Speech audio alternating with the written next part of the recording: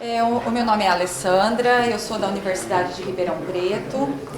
Eu trabalho com IAD já faz um tempinho, né? Desde 2003. Na UNAERP eu estou desde 2008.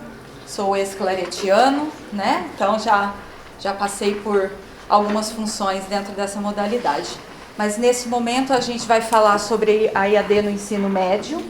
E eu vou contar para vocês, talvez, porque que é importante a gente falar de ensino médio mesmo numa sala somente de pessoas do ensino superior, né? Porque, primeiro, são os nossos futuros alunos e, segundo, que começaram a olhar para o ensino médio de uma maneira muito particular e que a gente precisa ficar bastante atento. Hoje, por exemplo, no Estadão saiu, né, que o governo vai abrir, vai fazer... Isso eu não me lembro, se é um desconto ou alguma... Oferecer vantagens. É porque sempre obscura algumas coisas, então a gente precisa esperar caminhar para saber o que é de verdade. Para as instituições particulares que abrirem as portas para as escolas públicas de ensino médio, claro que considerando os itinerários formativos. Não são bobos mesmo, e eles estão integrando as escolas de ensino médio à universidade, porque eles precisam de laboratório, porque eles precisam de estrutura física. Quando se começou a discutir essa nova legislação de ensino médio, o nosso questionamento, eu sou pedagoga também, né, de formação inicial de graduação, a gente se perguntava como é que eles iam implantar 2 itinerários formativos que seja numa escola pública de ensino médio, dado hoje o sucateamento dessa educação de ensino médio, né? E por isso a gente precisa falar sobre isso. Desde a LDB de 1971, a IAD já é prevista para a educação de jovens e adultos, ninguém ligou. Depois chega a LDB, né, a nossa última de 96, previa também, né, para a educação de jovens e adultos, mas agora os 30% para diurno, os 40% para noturno e os 70% para a educação de jovens e adultos. Então, eu convido vocês para a gente refletir sobre isso, né? Quando no claretiano, e peço permissão para falar, Tuca, em 2002 começou a IAD, as pessoas chamavam de maluco, né? Eu sou de Batatais, eu conheço o claretiano antes da educação à distância, né?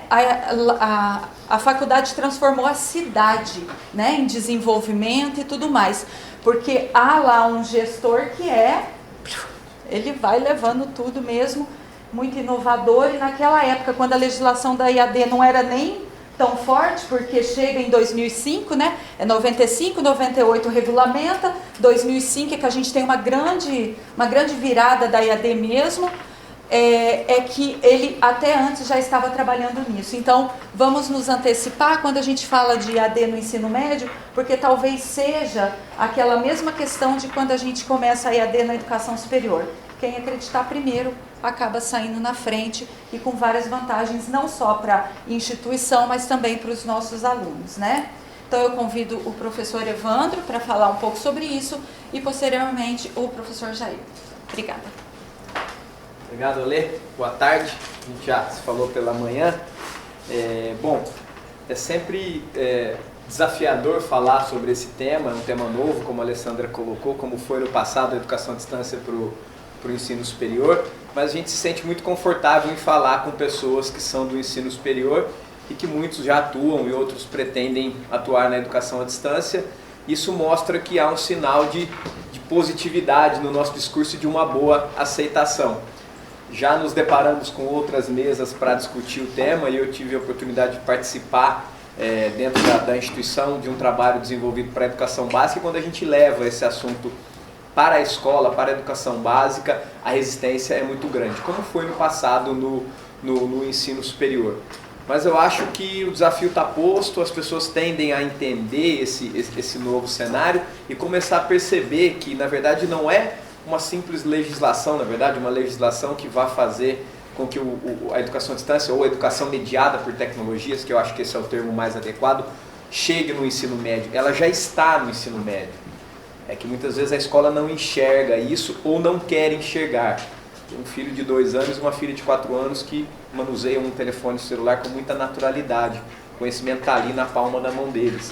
Então é com base nessa tônica que a gente quer bater um papo com vocês, até trocar algumas experiências e tentar colher de vocês também qual a percepção. Acredito que muitos de vocês são pais de famílias ou convivem com jovens e têm uma percepção do potencial que é o uso de tecnologias para a área da educação. Eu tracei aqui um percurso da nossa fala, começando com uma provocação, uma discussão sobre essa questão da modalização da educação brasileira. E a gente vai falar aqui sobre alguns fatores. Nós trouxemos 3 fatores e aí entra o Jair para falar um pouquinho sobre legislação. Vou deixar na alçada dele porque ele é o especialista e ele é a pessoa que nós consultamos sempre que surge alguma dúvida. Vou contar rapidamente um case do Claretiano e tem algum material sobre ensino híbrido, mas a tendência não é estender a esse ponto, porque o ensino híbrido pode ser uma tendência que quebre essa questão da modalização, mas o material vai ficar disponível para vocês, até para a gente não se estender por conta do tempo, mas aí temos hoje e amanhã para bater um papo. E pegando um gancho do que foi falado de manhã enquanto legislação, e a Alessandra bem colocou, nós temos que enxergar a legislação como uma oportunidade, não como um obstáculo que nos impede de atuar. Instituições que fizeram isso no passado e que fazem, conseguem se sobressair, conseguem ganhar mercado, e o nosso desafio é colher o que há de melhor dentro dessa legislação que está posta, BNCC muito discutida positiva e negativamente. Vamos entender o que de fato está posto e vamos colher o que há de melhor dentro dessa legislação, somando a nossa cultura organizacional, a nossa gestão, a nossa organização, para que a gente possa fazer o que há de melhor dentro do que está posto. Não adianta a gente esbravejar, querer lutar, é claro, nosso ponto de vista tem que ser considerado, a gente tem que utilizar os nossos meios para fazer a nossa voz chegar onde tem que chegar, mas não adianta também a gente querer virar as costas para ela e esperar vir um mar de rosas aí, um oceano azul para a gente navegar. O que está posto, vamos tentar encarar isso da melhor forma possível. Então é com base nessa provocação, e eu trouxe aqui uma frase de um poeta moçambicano chamado Mia Couto: a razão dos nossos atuais e futuros fracassos mora também dentro de nós. Então vamos abrir o coração aí e entender que talvez esse percentual que está posto de educação mediada por tecnologias dentro do ensino médio pode ser algo que vai ajudar muito a aprendizagem. Afinal de contas, o nosso foco é a aprendizagem do nosso estudante, tá certo? E aqui eu trago uma questão de ponto de vista. O ponto de vista ele é fundamental para que a gente interprete tudo isso. Basta que a gente saiba olhar a partir dos nossos interesses, considerando esses interesses como aqueles interesses que também vai atender o interesse do nosso cliente. Vem da formação de pedagogia também, quando nós falamos numa reunião de colegiado, chamamos um aluno de cliente, um estudante, um acadêmico de cliente, as pessoas, meu Deus, é um cliente. Não, ele é um aluno, ele é um estudante. Não, de fato a gente tem que entender o ponto de vista de uma organização, o ponto de vista de uma empresa que tem que ser autogerenciável, sustentável e tudo mais. Então vamos enxergar os dois lados da moeda para que a gente possa então caminhar nesse discurso em relação à questão das tecnologias aí dentro da educação. E aí, procurando esses pontos de vista, olhar o que a literatura, o que as pessoas têm enquanto opinião sobre a EAD, vamos dizer assim, dentro do ensino médio, nós encontramos um questionamento muito grande em relação ao papel social da escola, o que vai representar o uso dessas tecnologias afastando os alunos da escola, o ensino médio, adolescente, uma época em que o jovem está com todo o desenvolvimento hormonal, o desenvolvimento psicológico caminhando da infância para a adolescência, para o adulto, enfim. De fato, será que a educação à distância, no seu percentual que está posto hoje, vai afastar, vai quebrar o papel social da escola? Vocês acham que de fato é isso que vai acontecer, olhando em sã consciência, olhando as boas práticas que nós temos no ensino superior hoje, com tecnologias, com ferramentas e com o que há de mais moderno em termos de serviços educacionais, por edtechs, por empresas e pela própria cultura da organização que já está madura o suficiente, como nós vimos hoje pela manhã, 2 belas instituições que fazem um bom trabalho em relação à educação à distância? Será que isso de fato atrapalha o papel social da escola? Será que quem está atrapalhando o papel social da escola não são as redes sociais que estão tomando a atenção das nossas crianças? Será que não cabe à escola repensar o seu papel social, entender o intervalo como um momento onde o aluno tem que interagir com a escola, que ele tem que recrear, que vem lá do antigo recreio? Hoje nós temos um intervalo que os alunos ficam lá aleatórios e a gente se depara com essa situação aqui, ó. 4 crianças no ambiente escolar, cada uma cuidando do seu celular. Nenhuma delas interagindo. Será que de fato a EAD dentro da escola vai mudar o papel social? Será que esse papel social da escola já não mudou? Nós brincamos lá na instituição, durante o período da manhã, funciona uma escola chamada Colégio São José, escola centenária. Nós fizemos uma inversão dos decibéis. Antigamente os jovens, a flor da pele, os hormônios e tudo mais, passavam, desciam pro intervalo, as escadas gritando, correndo, esperneando, fazendo aquela... E os pequenininhos desciam com mais tranquilidade. Hoje não. Os pequenos descem vorazes, alvoroçados, porque vão na cantina, porque vão isso aqui. Os adultos saem da sala, os jovens, ensino médio, saem da sala de aula assim. Ninguém fala com ninguém. Ficam uns 20 minutos de intervalo, cada um com o seu celular na sua rede social. E muitas vezes um dos lados do outro, conversando com ele por WhatsApp, mas não tem o poder de dialogar um com o outro. A Alessandra me contava uma experiência de uma estagiária que trabalha com ela, me permite, Alessandra? Claro. Uma menina de 19 anos que tem dificuldade de falar ao telefone com os alunos, com as pessoas que devem. Por quê? Porque isso caiu de moda, não se fala mais no telefone, se fala muito com o dedo. O Vianney no CIAED trouxe uma fala, eu pude participar da mesa com ele, falando do What's Learning e a polegarização da ação escrita. Ou seja, são situações, hoje existe uma doença, quem é da área da saúde pode me ajudar, síndrome do pescoço de ganso, porque as pessoas estão ficando assim. Então será que a EAD, os seus 20% lá, vai quebrar de fato o papel social da escola? Acredito que não. Certo? E aí nós caímos numa situação comum no nosso país, que é, usei até um termo aqui, a modalização da educação. Nós temos 2 modalidades de ensino, presencial e EAD. Os nossos alunos, nós na sociedade com os nossos smartphones fazemos de tudo sem separar o nosso trabalho virtual, o nosso trabalho presencial, o home office, etc e tal, para tentar exemplificar de alguma forma, mas na educação eles fizeram questão de separar uma coisa da outra. E aí, essa coitada que é a educação à distância, desde a sua origem, ela sofre um preconceito muito grande nas escolas, seja ela de ensino básico, seja ela de ensino superior. Eu vivi uma transformação dentro da minha instituição, onde mais de 1/3 do corpo docente precisou ser desligado, que eram pessoas que vinham lá de 20, 30 anos de sala de aula que não aceitavam você entrar num ambiente virtual de aprendizagem para falar com um aluno lá no estado de Roraima por meio de um fórum. Que isso? Eu preciso de giz. E aí eu arrisquei brincar, nós estamos na indústria 4.0, nós temos o docente 4.0, o docente do giz, o docente da transparência, o docente do data show, do computador e da internet. E agora, será que não está surgindo um novo perfil de docente? O cara que é o curador do conhecimento, o curador do conteúdo, o cara que vai passar o protagonismo do processo de aprendizagem para o aluno, aquele cara que sai de cena em cima do tablado, na frente da escola e vai para o meio da sala, num formato diferente, não mais em carteiras fileiradas. Será que não é isso que está faltando também, o professor se conscientizar? E por sorte a gente está vivendo um momento de transformação na área de formação de professores, com uma possível publicação de um projeto do governo, que também há críticas em relação a isso, mas pelo menos são avanços que a gente vai gradativamente caminhando. Como eu disse, não dá para a gente não ficar só refém da legislação. Vamos pegar o que tem de melhor dela e vamos fazer isso acontecer. Então essa modalização da educação, ela trouxe muito prejuízos à educação à distância. E aquele desafio que a Alessandra colocou lá em 2005, 2004, hoje ele vai ser enfrentado no ensino médio. Só que da mesma forma que ele é enfrentado, ele é utilizado. A gente olha o SEB de Ribeirão Preto, que é o antigo COC, tem lá uma escola Concept, que tem bilíngue, tecnologia da porta de entrada, onde o aluno não precisa pôr a mão, reconhecimento facial, ele já entra sem pegar na maçaneta para não pegar. Coisas assim, absurdas em termos de futurismo. Só que você vai falar para esse mesmo professor que ele precisa usar uma tecnologia, às vezes ele fala, mas será que isso vai diminuir a minha importância? Será que vai diminuir o meu salário? Vai diminuir o meu tempo de aula? Não, gente. Basta ele ser criativo, ele saber usar essas artimanhas que a tecnologia pode nos trazer para mudar o papel dele em sala de aula. Então, só para a gente pensar um pouquinho nessa questão da modalidade.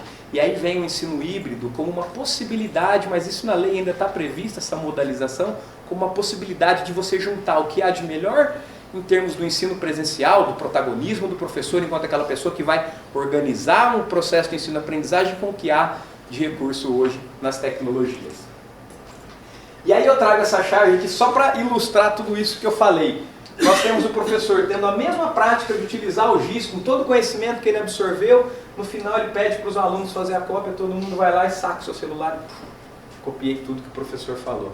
Não é uma figura que representa um distanciamento muito grande?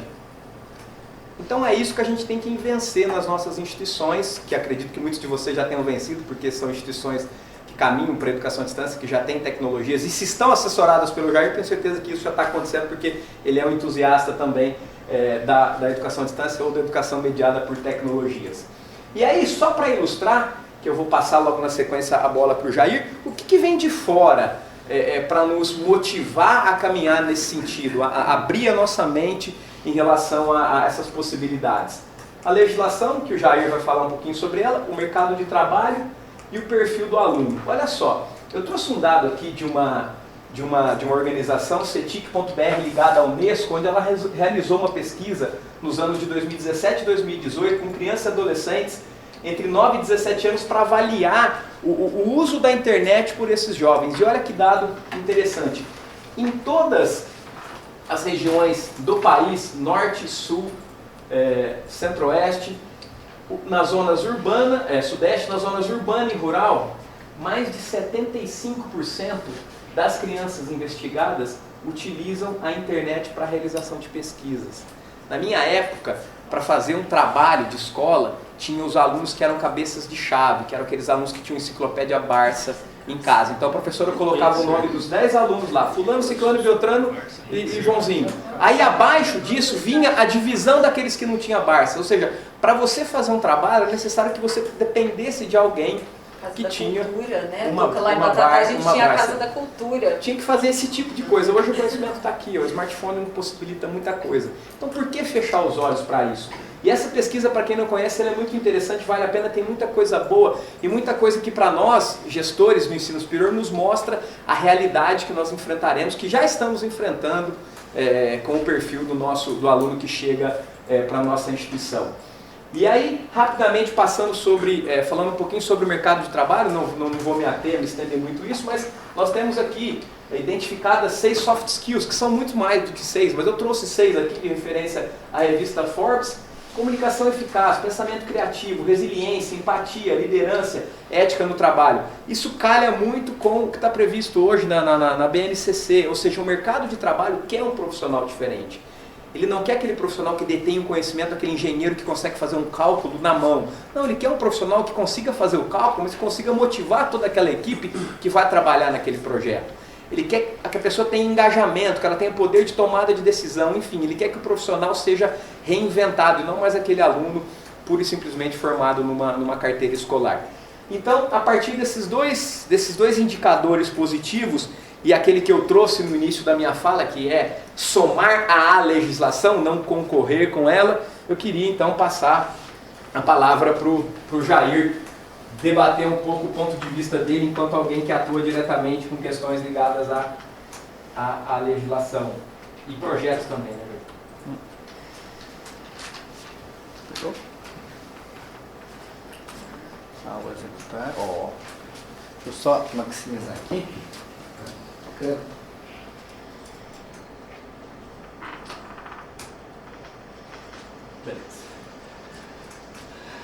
Eu lembro quando eu comecei a tratar do assunto EAD no ensino médio, a cara de horror que falavam, que olhavam para mim, como assim você quer levar o EAD para o ensino médio?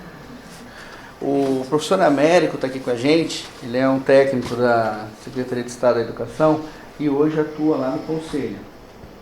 O Américo pode conversar com vocês e relatar. No Conselho Estadual de São Paulo, Conselho Estadual de Educação de São Paulo, EAD para a educação básica ainda é assunto criminoso. Tá? Não quer fazer, não quer conversar. Tá certo? Então assim, ainda se acha que a escola é o único local, o enclausuramento dos alunos na escola é a solução para a socialização e para o nosso mundo. E não é. Não precisa ser. Na verdade, o espaço escola precisa ser modificado. Porque quando a gente fala EAD, modalidade de educação à distância, em qualquer nível, ninguém está dizendo para o jovem não ir para algum lugar, para o jovem deixar de interagir.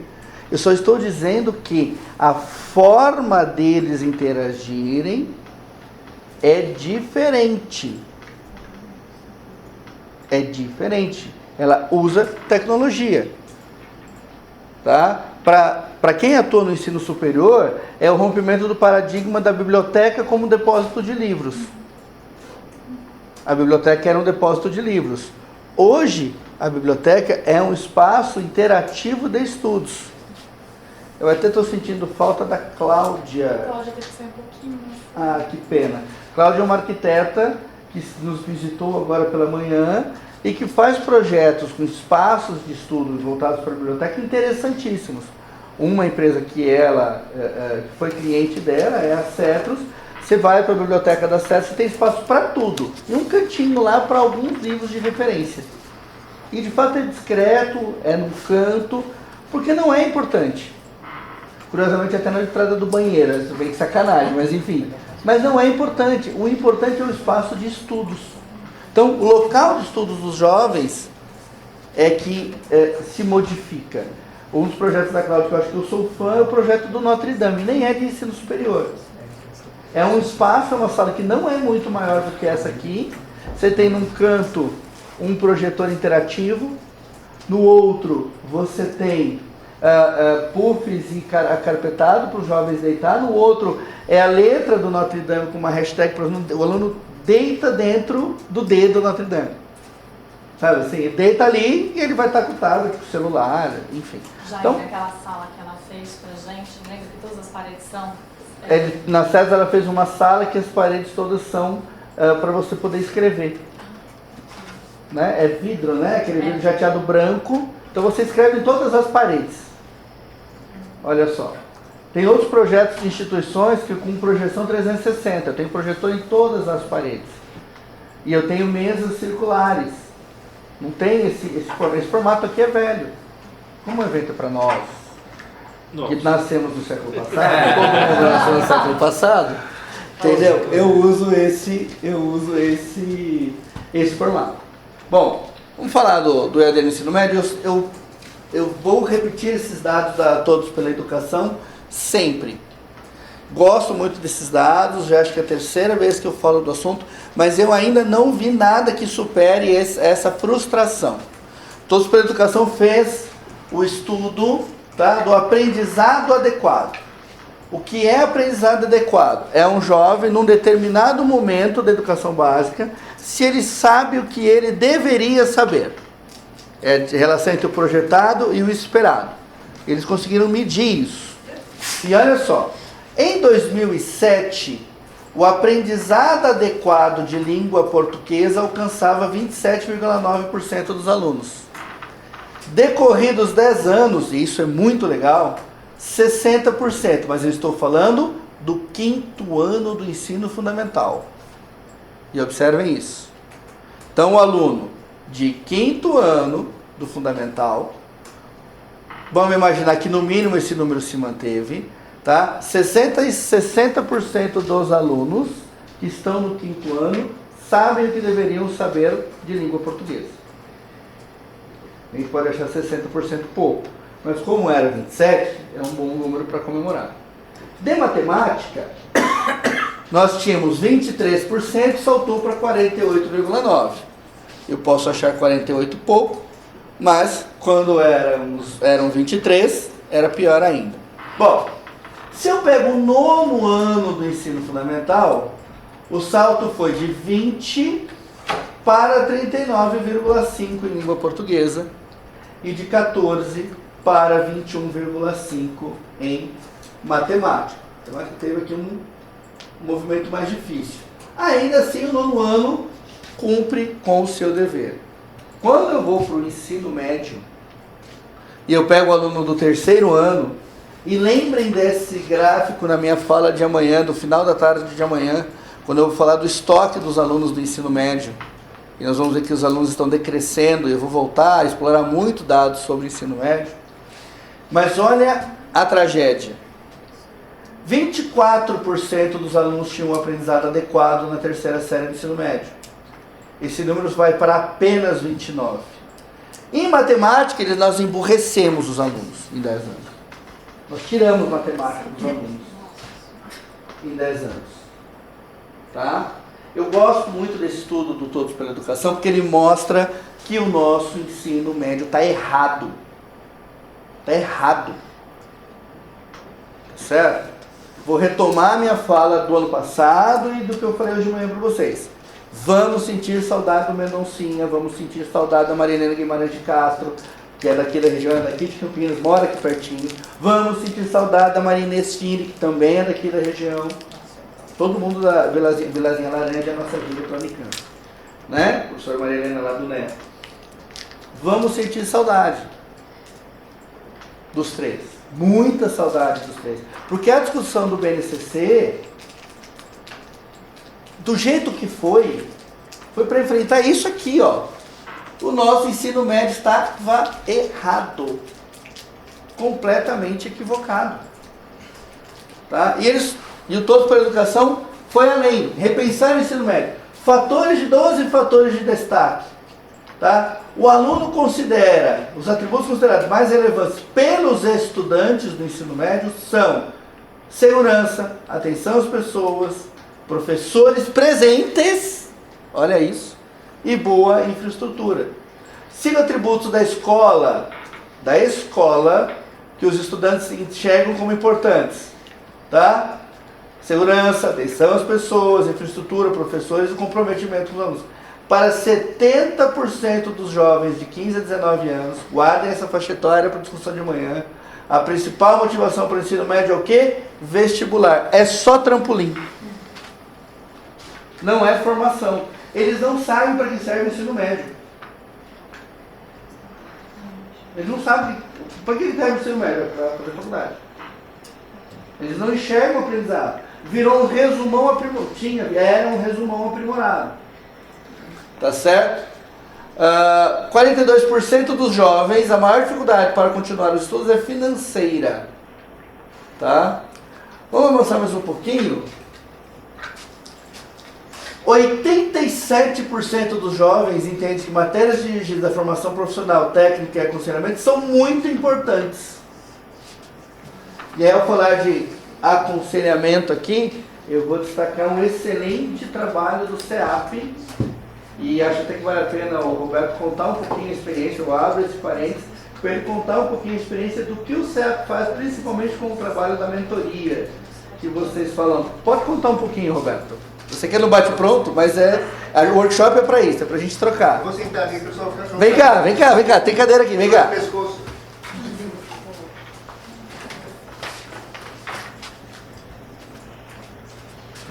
E assim, não precisa preparar não, porque o Roberto é apaixonado pelo projeto, tá? Eu só tô falando para ele contar do filho mais bonito. Então relaxa que assim, para ele esse bate-pronto é fácil. É que eu não esperava mesmo, mas eu agradeço. É que eu não sou do ensino superior. Eu vou fazer a faculdade porque uma das questões é que há 30 anos a gente tira crianças da favela e dá uma profissão. Então, o que o Jair está contando... Fica de pé, a gente não está te vendo.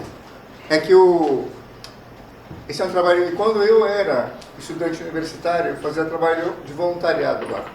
Então quando eu ia lá, as ruas eram de terra, e eles já faziam isso, tiravam as crianças da favela, eram crianças cuja a faixa de sobrevivência na área, quando uma criança entra no tráfico, a idade em que ela sobrevive é 12 anos de idade. Porque os que carregam as drogas e conseguem não consumir, depois viram traficantes, mas a grande maioria acaba consumindo um pouco e é eliminada, porque se você começa a consumir, ele já não distribui. Essa era a situação desse bairro, que era o pior IDH de São Paulo. Então, quem começou isso aí eram professores que tinham um grande ideal. Então, o que o Jair está falando é que a gente era uma escola regular. Mas, estudando o processo, o que eles viram? Que o que era mais importante era essa pessoa ter um emprego. Porque na hora que você dá um emprego para um adolescente, ele quer estudar. Então, isso que está escrito aqui é incrível, que é assim mesmo. Então, hoje a gente tem 1000 alunos, forma uns 120 por ano, e o que acontece é que em 2 meses estão todos empregados. A qualidade técnica é interessante, não é o mais difícil, porque a gente tem muita gente que quis ajudar. os nossos alunos são conhecidos por uma coisa interessante. Eu vou dar exemplos que é mais fácil. Então, eles saem dali como técnicos de rede de computador, por exemplo. Então, o que dizem os nossos, as empresas que contratam? A gente gosta de contratar gente daí, porque quando ele vai num bairro rico, toca a campainha, ele vem de cabeça baixa, olhando assim e tal. Ele está normal, cumprimenta. Então, e é verdade. Oi? Ele é seguro. Ele é seguro porque ele tem uma coisa que é que ele sai da escola com uma coisa que se chama identidade. Ele entra, 50% dos alunos entram lá, a gente pergunta, eles não querem fazer faculdade, porque eles acham que não tem capacidade. Esse é o grande problema nosso do ensino médio. Achar que todo mundo quer fazer Enem na vida. Exatamente. E aí, o que acontece é que ele descobre, primeiro, que a gente faz uma seleção, que hoje não é por prova, é por entrevista com a família, para ver as condições socioeconômicas para pegar aqueles que estão pior. Que primeiro, ele começa a confiar em si mesmo, aí vão melhorando as notas. Depois de 2 anos, curso técnico tem 2 anos, depois de 2 anos, quase a totalidade são os melhores alunos das escolas públicas da região. E então o que acontece é que eles saem de lá com competência técnica, porque a prova de ingresso no mercado de trabalho não é escrita, não. Eles voltam para lá e me contam. Como é que você foi entrevistado? Professor, eu preenchi a prova, preenchi meu cadastro, pensei que ia ter prova. Aí a pessoa está me entrevistando e diz, não, senta aí não, tem uns cabos ali, ó. Clipa lá e me traz o cabo. Clipar são cabos de 8 vias, então você tem que posicionar no lugar certo. Então ele vai lá, clipa, mas é só isso? Peraí, ele clica num computador, no outro, funcionou, está contratado. Então são competências técnicas.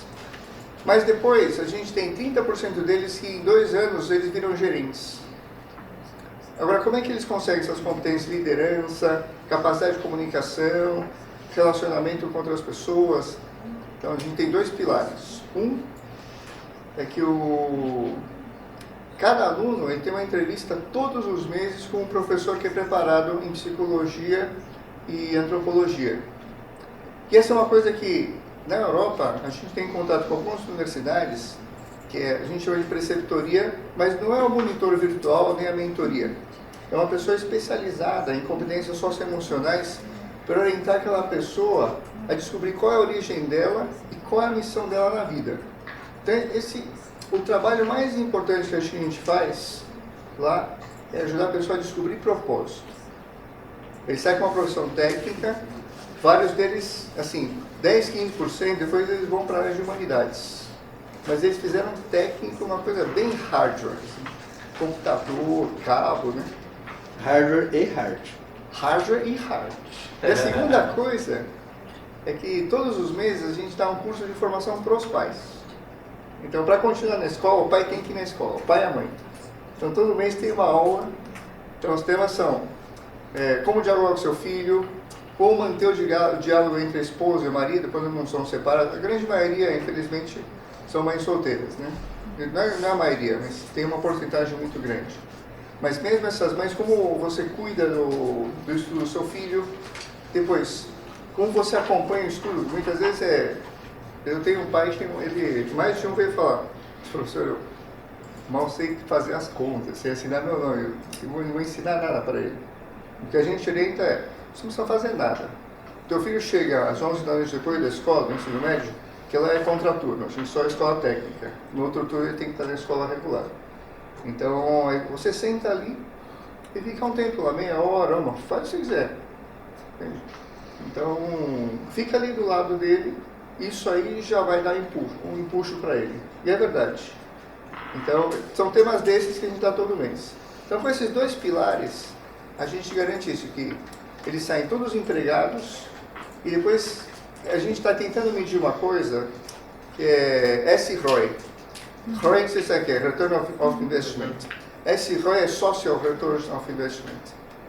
Então, SROI é uma metodologia da Inglaterra para medir o desempenho das ONGs para a sociedade. Então, no ano passado, o IDES, que é o Instituto de Desenvolvimento Social, ele fez essa medição para nós, uma empresa pagou. Então, o índice do SEAP é 300%.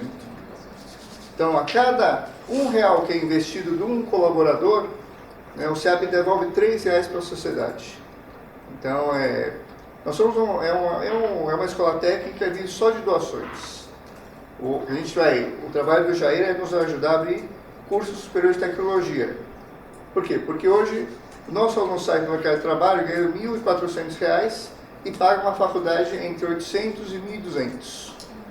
Eles não saem suficientemente formados para entrar na USP, numa federal, eles não conseguem entrar em públicas, a não ser que eles entrem pelo FIES ou pelo ProUni.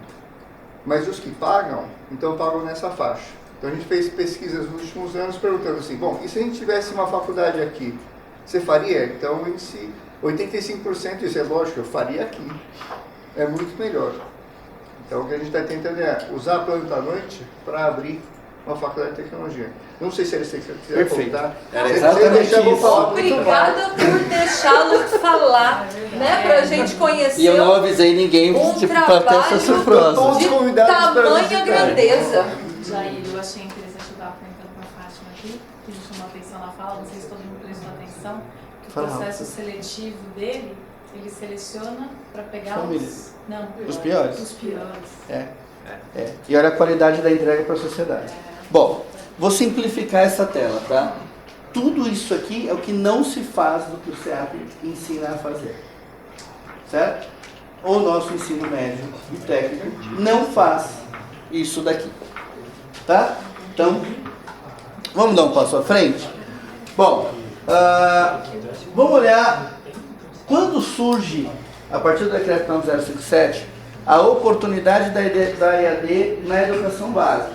E daqui a pouco eu vou ligar para vocês. O que o Jair está falando de EAD, de ensino técnico, onde é que a gente vai chegar? Essas pontas conexas se ligam no final.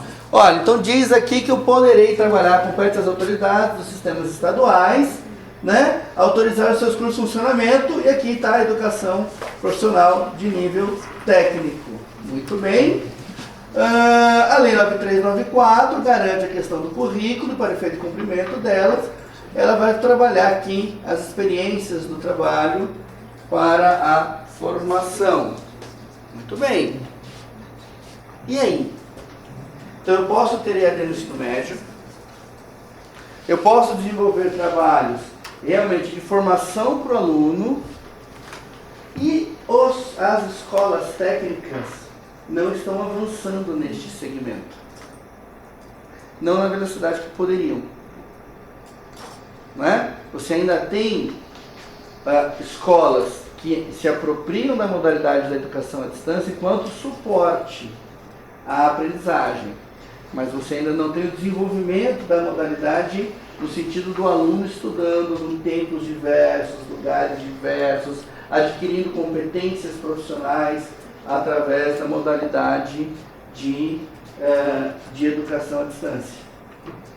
E surge, recentíssima, em outubro deste ano, para nós do ensino superior, a seguinte chance: instituições privadas de ensino superior poderão ofertar cursos de educação profissional de nível técnico médio a quem esteja cursando ensino médio. E os cursos deverão constar do catálogo, e a oferta de cursos poderá ser presencial ou à distância, sendo a mesma modalidade da instituição de ensino.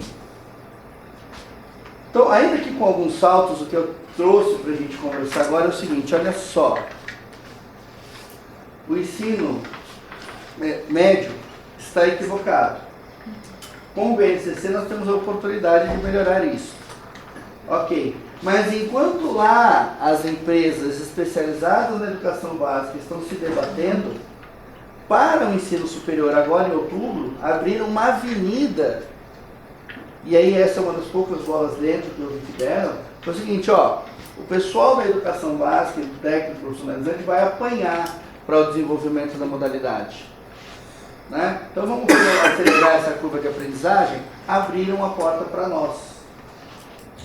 Toda a nossa competência de formação profissional agora, tá? Atendidos alguns critérios que são IGC ou CI3, atuação com curso de graduação na área de conhecimento correlata, e existe uma tabela na portaria mostrando o curso técnico e a correlação com o tecnólogo, tá certo?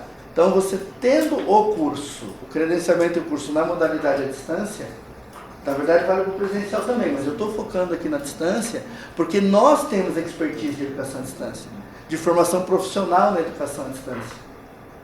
Essa expertise nós já temos, no ensino superior isso aqui é dado de barato.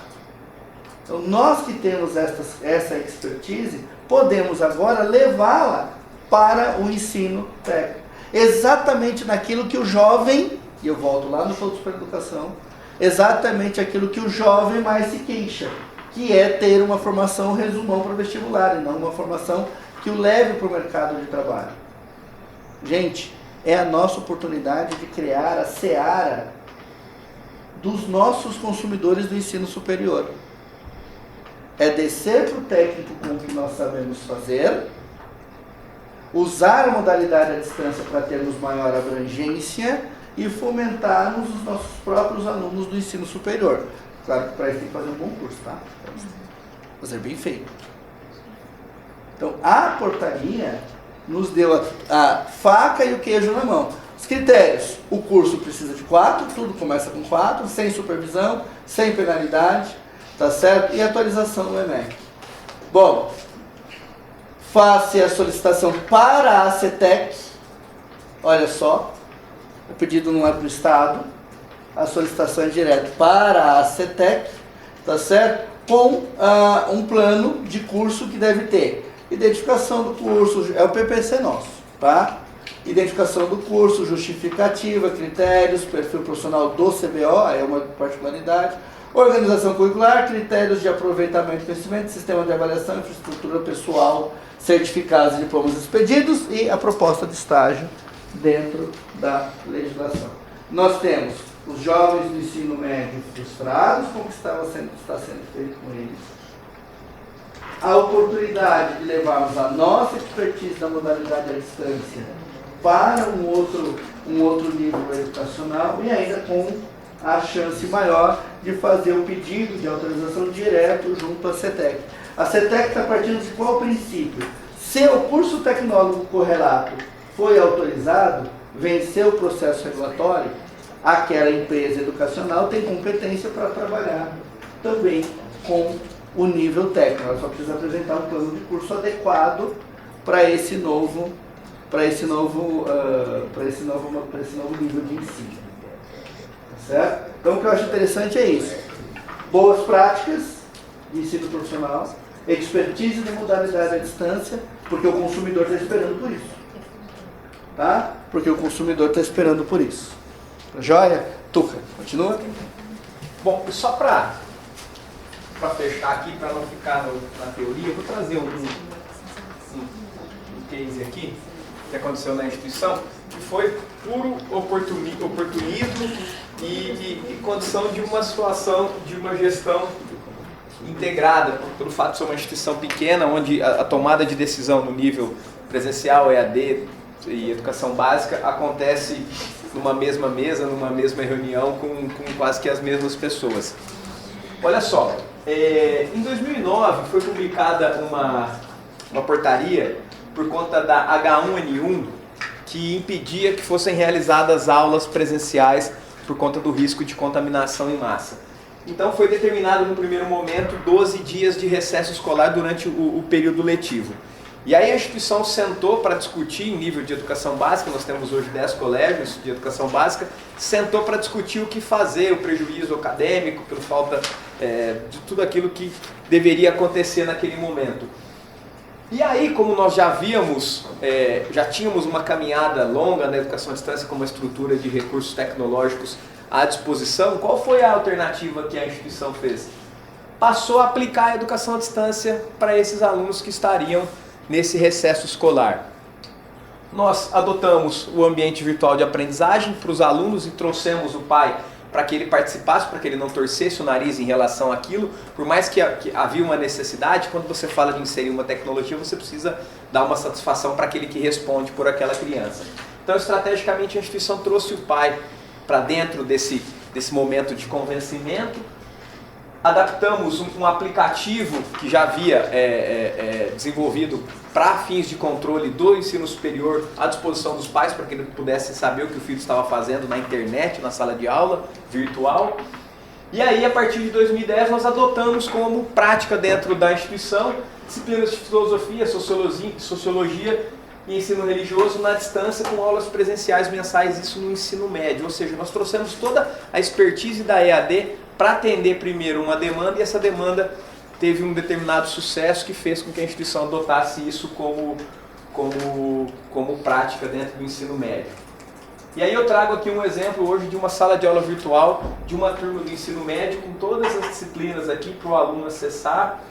Essa é uma aba de orientações de um professor que desenvolveu dentro dessa plataforma um projeto chamado Claretear, que vem de Clareteando, etc. e tal, que é um curso de artes envolvendo o Lar São Vicente de Paula, dos Vicentinos.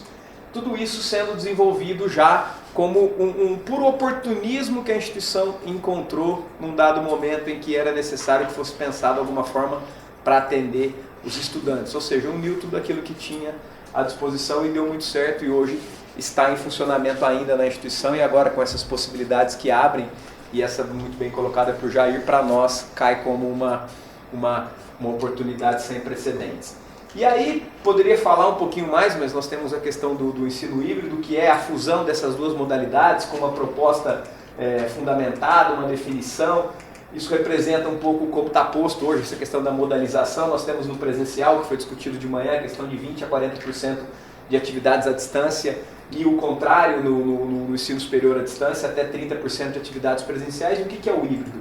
O híbrido é uma fusão de tudo isso. É claro que mesmo na prática do ensino híbrido, é necessário que sejam respeitados esses percentuais, tá? Não é porque a gente vai implementar um ensino que presuma o presencial e a tecnologia que não tem que ser respeitado. Ainda assim, como limitador, por uma questão legal, isso tem que ser respeitado. Não vou me ater a essa questão teórica, isso vai estar disponível para vocês. Aqui é um modelo de uma organização americana. E para fechar então essa fala, eu vou trazer um movimento aí que foge toda a nossa percepção em relação à educação, que é esse cara aqui que está fazendo uma revolução fantástica dentro da educação no âmbito da Igreja Católica. O Papa Francisco construiu um documento chamado Pacto da Educação. E uma das afirmações desse pacto é: o campo educativo não se limita à escola convencional. Procurai com coragem novas formas de educação não convencionais, segundo as necessidades dos lugares, dos tempos e das pessoas.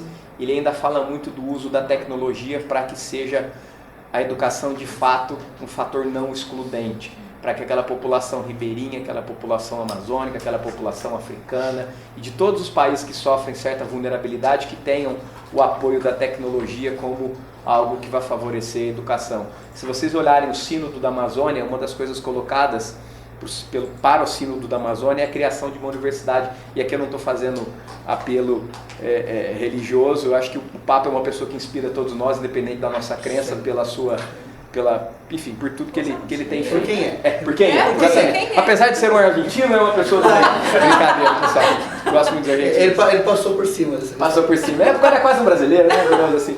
Então ele colocou no Sínodo a necessidade de uma universidade católica na Amazônia que pudesse desfazer de todos os interesses econômicos e fizesse como missão levar a educação superior para aquela população que necessita. Então, além de tudo que a gente viu, tem uma inspiração muito boa aí que nos motiva cada vez mais a lutar por uma educação de qualidade, seja ela presencial, à distância, mas vamos pegar o que tem de melhor em cada uma delas e vamos fazer o que nossas instituições conseguem fazer de melhor. De manhã nós vimos bons exemplos, à tarde aqui nós vimos alguns caminhos também, que eu acho que isso, num evento tão importante, um workshop de troca de experiências, vai inspirar muitos de vocês aqui, ou todos nós, na verdade. Beleza? É isso, Ale. É isso. Moderadora. Nossa, é que na verdade, depois que ele falou, ele me deixou sem fala. Depois do povo. Sabe por quê? Porque quando a gente discute educação, né, de modo geral, acho que a gente está numa sala aqui de privilegiados, né? E eu sempre trabalhei em área de vulnerabilidade, claro que na educação básica, em outras coisas, né? Eu já fui Eu já fui para o Nordeste, mas eu já fui para o interior do Nordeste, né? O Brasil tem muito Brasil dentro dele. Quando a gente fala de ensino médio, quando a gente fala de EAD, se você pensa no estado de São Paulo, pode ser que algumas coisas não façam sentido para você. Se você só frequenta a Zona Sul, se você só frequenta boas escolas, o seu lugar de fala é uma coisa extremamente importante quando você enuncia qualquer alteração que seja em qualquer âmbito da educação, seja no ensino superior, no ensino médio e esse que se estende ao técnico também. Fui coordenadora de ensino técnico por 8 anos, tá? É um perfil super diferente, por isso não comecem nele se vocês não os conhecer também. Dado aí o Pronatec, que foi para algumas instituições um elefante branco até hoje, que eles não conseguem terminar as suas turmas. Não se navega onde não se conhece. A gente tem uma grande experiência de AD hoje para a gente levar para o ensino médio. Não faça ela ser redução de custo para a sua instituição.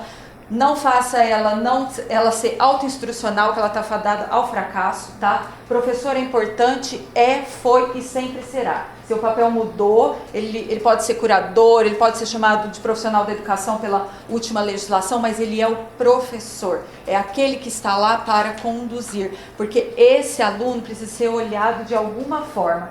E quando a gente fala de ambiente virtual, a gente não fala de distância, porque a gente tem as presenças sociais que podem ser inseridas dentro do ambiente virtual, que se faz presente tanto quanto você estar lá. É uma grande